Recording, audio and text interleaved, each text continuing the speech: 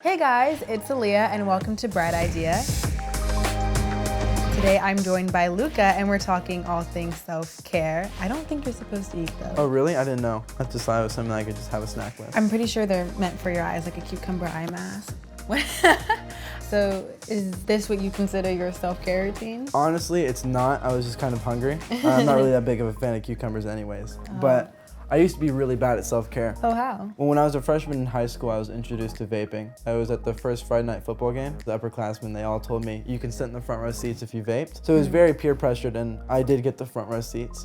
But I also gained an addiction with it. So it was more of like a social thing at first? At first, it was more of a social thing. Because, you know, I grew up bullied and I'm also an only child, or as I like to say, a lonely child. So I grew up kind of always wanting companionship. So when I got to high school and I had people surrounding me, it felt really good, but eventually it became more than a social thing. How often were you doing it? Every single day. The only times I was not doing it in the day is if I was asleep or if I was in the shower. That's a lot. I was going through 4 pods a day. So that's around 80 cigarettes worth of nicotine or 4 packs a day. Was it like an expensive habit? At the time of my addiction, it was about $150 a week. Oh my gosh. It was really hard to afford that. So what I would do is I would sell my shoes, I'd sell my clothing, and I would even sell family's belongings as well, like family's jewelry. I was constantly known for taking stuff from people. And did that affect your relationship with your family? Yeah, absolutely. It affected my relationships. It not just affected my relationships with my family, but just any authority figure in general. So whether it's a teacher or a coach or just anybody, it really affected. You know, I used to be a straight-A student, and then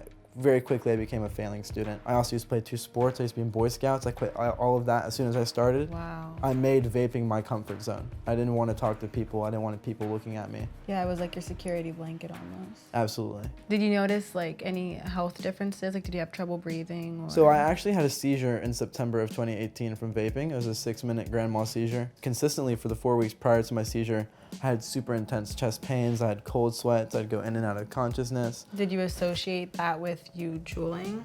Absolutely not. I didn't want to believe it because at the time it would have been a reason for me to quit. Did you end up getting help?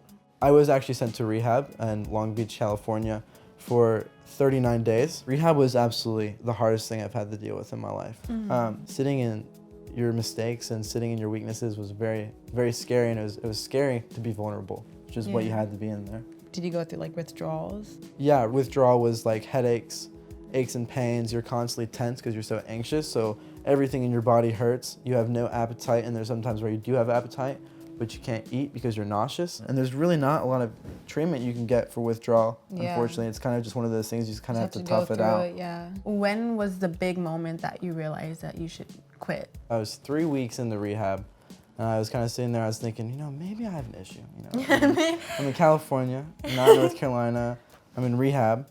Maybe there's an issue. I feel like it was such a new thing that no one really knew the health risks, and now people are like dying from it. What changes did you make to your life, and how long have you been clean for now? Nearly 15 months, like 14, 15 months. The biggest thing I had to realize is that I, as a person, was not worth a pod. Yeah. I'm worth more than that as a person. What bright ideas do you have for someone who has a vaping addiction and is looking to quit? I would say the biggest thing is just don't worry about fitting in. It sounds very cliche to say, but genuinely just be yourself, you know. The second thing I would say is just to take things day by day and find a healthier alternative.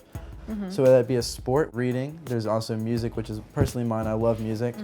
I've really got into Pokemon and Pokemon Go, Pokemon video games. There's a lot of outdoor activities like camping, fishing, hiking. At the end of the day, you'll never know what you like until you try it. That's really good advice. Thank you so much for coming, Luca. I had a great time.